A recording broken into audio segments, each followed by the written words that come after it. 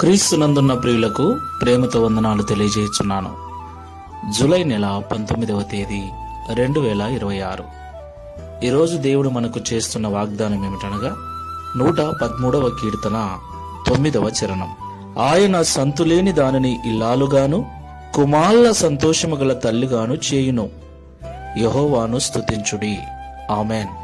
నా ప్రియమైన సహోదరి సహోదరులారా, మనం ఆరాధించే దేవుడు ప్రేమ కనికరములు గల దేవుడు, కృపా సత్య సంపూర్ణుడైన వాడు. దేవునికి మహిమ కలుగునుగాక. ఈ లోకములో ఆయనను దేవునిగా కలిగి ఆయనను మాత్రమే ఆరాధిస్తూ ఆయన మార్గములో నడుస్తున్నటువంటి తన బిడ్డల ఎడల ఆయన దయగలిగిన వాడు, కనికరము గలవాడు, కృప చూపుటకు ఐశ్వర్యవంతుడై ఉన్న దేవుడు. దేవునికి మహిమ కలుగునుగాక. నా ప్రియులారా, ఈ లోకంలో వివాహము ఎంత ముఖ్యమో, వివాహమైన తర్వాత గర్భము దాల్చటము అంతకంటే ముఖ్యం.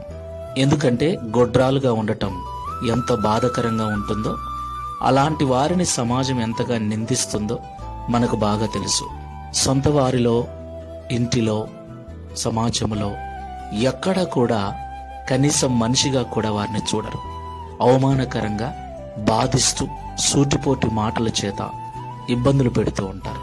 నేడు సమాజంలో చాలామంది గర్భఫలము లేక నలిగిపోతున్న బిడ్డలున్నారు. క్రీస్తును నమ్మిన తర్వాత కూడా చాలామంది ఈ పరిస్థితిని అనుభవిస్తూ ఉన్నారు.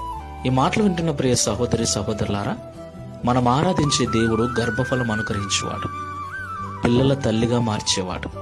గొడ్రాలిగా ఉన్న భార్యను పిల్లల తల్లిగా మార్చే దేవుడు. దేవునికి మహిమ కలుగునుగాక. కాబట్టి మాటలు వింటున్న వారిలో ఎవరైనా అలాంటి సంతానలేమి చేత బాధపడుతూ ఉంటే డౌన్లోడ్ షేర్ చాట్.